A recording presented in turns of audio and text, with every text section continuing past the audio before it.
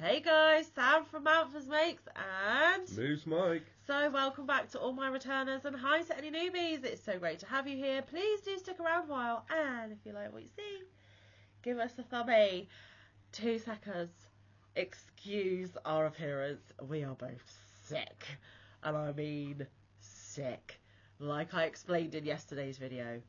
Sharon's caring, right? No kids. Not when it comes to this. But thank you very much anyway. So, you are here on a Thursday, and every Thursday here at Mountford's Makes is... Tile of the week. Thursday. Oh my goodness. See? We're sick. We can't even do the singing. Bye. So Mike is going to struggle off after doing his little bit of singing for us. So I hope you appreciate him doing that, even though we are both sick. Anyway, Tile of the Week Thursday. Some of you might be asking, what is this, Sam? Well, I will fill you in. Back in July of 2022, I received this book here in Happy Mail from my Amazon wishlist. It is 100 Crochet Tiles, edited by Sarah Callard. Now, if you ever get this book, get it spiral bound because it is of really poor quality and all the pages just fall out. Or get the digital version on devices such as Kindle, and that way you will not have the issues with the book that we have had. Anyway, when I opened that book oh so long ago, I pledged without thinking that I was going to do all 100 crochet tiles, one a week until they were done, not realising that that was going to take the best part of 2 years. Now, I have had some awesome, wonderful yarny friends join me along the way. It was never meant as a crochet along, but it kind of just happened because people wanted to do it too. Some people have joined us from the very beginning. Some people joined part way. Some people have gone about their business and given up on the Tile of the Week, and that is fine. There are still a couple of people joining in. Now, I am not going to tell you who they are because I will undoubtedly forget someone, and I would hate to do that. So if you want to know anyone else that took part at some point on this journey, in the top of your YouTube page in the search bar, just type in hashtag Tile of the Week Thursday, and anyone that has used that hashtag will pop up, and I will of course link my playlist of all the tiles so far down in the description box should you wish to see any previous episodes. Also, please could I ask you that after this video you do take 30 seconds of your time to go over to my community tab, where I feature anyone else that has submitted tiles that they have made, because I have some wonderful yarny supporters that do not do content on their channels, but they do make the tiles alongside me, and that is where I showcase their brilliantly awesome skilled work. So please go over there, check it out, and give them some love and encouragement and support by telling them that their tiles are awesome too. Now, this week we are on tile 77, I believe, which means we are over 3/4 through, or 3/4, as I've heard some of you across the pond say. So we are getting ever closer to that 100 target. Now, this week it was called Northern and Central Lines. The designer is Steffi Glaves. Now, throughout this book there have been varying designers. It is not just made by one person's patterns. It is a smorgasbord of lots of different designers in one book. Oh, and I did say last week that they are soon releasing a 100 knitted tiles book. So if you guys are knitters and you want to take the flag from me and do the knitting version, please feel free, as Mantha will not be doing 100 knitted tiles. I am firmly in the crochet camp, but it would be interesting if someone did do it. Just saying, but no pressure. So yes, Northern and Central Lines by Steffi Glaves. She recommended 3 different colours of a DK or lightweight 3, and she recommended a 2.5mm hook. Now, I did use 3 colours, although I chose to use a 4-weight or an Aran yarn as we call it here, and I used my 4mm dots. So mine is going to look a little different, and of course I chose different colours to her. Now, seeing as I'm sick, I am so glad that I got a jump start on this one. I am actually filming this on Sunday the 4th, so several days ago, because I actually completed this tile on Friday.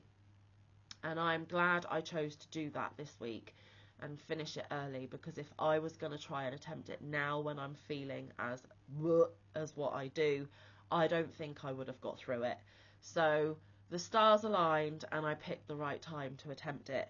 Now we are currently in a section of tapestry crochet, and I have quite loudly told you all that tapestry crochet is not one of the techniques that I enjoy, although last week's, by doing it backwards and forwards in rows, was much more manageable than by going in rounds. This one was a going in rounds, and it was quite hard going. Now, for me to be able to get through this tile, the chart that is supplied, because the beauty of this book, guys, is they provide the written pattern as well as a chart, and in the tapestry ones you really do need to know how to read the charts, because it doesn't say in the written instructions when to change colour. You need to reference the chart to know when to change colour, so you do need to use both versions of the pattern with the tapestry ones. And for this one, every square on the chart is one stitch, and because it's quite an intensive design, I have had to write on this one and cross out every little square stitch as I completed it, so it did take quite a while. Obviously I didn't do it in one sitting. I did a bit, took a break, did another bit, took a break, but overall this took me between 6 and 8 hours. It was a slog, but I did manage to complete it, so yay me. This is what Steffi's look like, and a few of you said that it reminded you of bats at Halloween, especially with the colour palette that she chose, and I can see the reference there. Mine is not like that at all. It's completely different. But like I said, to meticulously and painstakingly cross off every stitch. Now I cannot show you the chart for very long because of copyright reasons. You could take a screenshot and use the pattern without actually purchasing it, and because it's in a book, it is a purchase pattern. But I will quickly flick the chart up so you can see that I did in fact cross out every single stitch. So if you blink, you're going to miss it. So look at your screens now. So yeah, not an enjoyable one. I also did not like how she joined in the corners.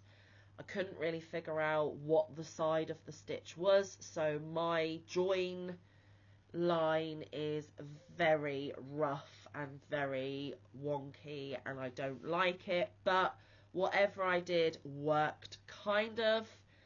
It's not my greatest work, guys. None of these tiles are, but it's done and I do have something to show. So here it is. This is my version. I chose a lovely baby blue, I chose a lilac-y lavender colour, and I chose a green. So I did in fact get the job done, but I did not enjoy this one at all. And this is the joining corner, and as you can see, it is messy. It's not great, but it's done, guys. And because it is a 4-weight or an Aran and I used a 4mm, it is quite stiff and dense. There is no drape in this thing whatsoever. It would need a good blocking as well. But yes, I did get it done. I did get it done. So there we go, and the back looks like this. So tile 77 done and dusted. Woohoo! We are another step closer to the finishing line. How exciting! We are probably going to finish roughly in July of this year, so there are plenty more episodes to come, because this is one of my most popular segments. You guys love it. Can't say I've enjoyed it, but there we go. So tile 78 for next week It is another tapestry crochet. It is another Steffi Glaves, but this one is called Porto Rooftops. Oh, and I forgot to say, before we get into that one, Northern and Central lines are London Underground train lines.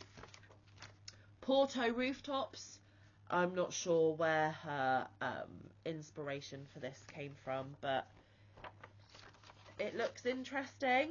So Porto Rooftops will hopefully look a little something like this. There we go. Now this looks like they are either half doubles or doubles. I'm not sure yet because I haven't read the pattern. Whereas this one was all single crochet, which was another reason why it took so long. So hopefully this one will be a bit quicker. This one was 14 rounds and Porto Rooftops is only 8 rounds. So hopefully it'll go a bit quicker, but who knows. Also, going back to this one, sorry I'm a bit squirrely, I am not 100% with this cold virus thingy. And hopefully by the time you're seeing this, most of this would have cleared. I hope so. With this one, I found it much easier sitting here at the table and being able to move my different colours so that the strings didn't get so tangled. Excuse me 1 second. Sorry about that, guys. I had a coughing fit and I didn't think you'd want to listen to it. So, as I was saying, by sitting here at the table with the 3 different scraps of yarn attached to the tile at any one time, I found that it was easier to move those scraps in order so that the strings didn't tangle. So I do think I will be using that tactic with all the rest, because when I sit in my comfy corner of the sofa and they're all kind of just laid on the sofa next to me, the tanglage is just so frustrating. So I think from now on, when I'm doing tapestry, I need to be sat at a flat surface and I need to dance the scraps around so that I keep the tangling to a minimum, because it did work. So, like I was saying, tile 78 to come next week. Please, like I said, go over to my community tab and check out the wonderful Josephine's work.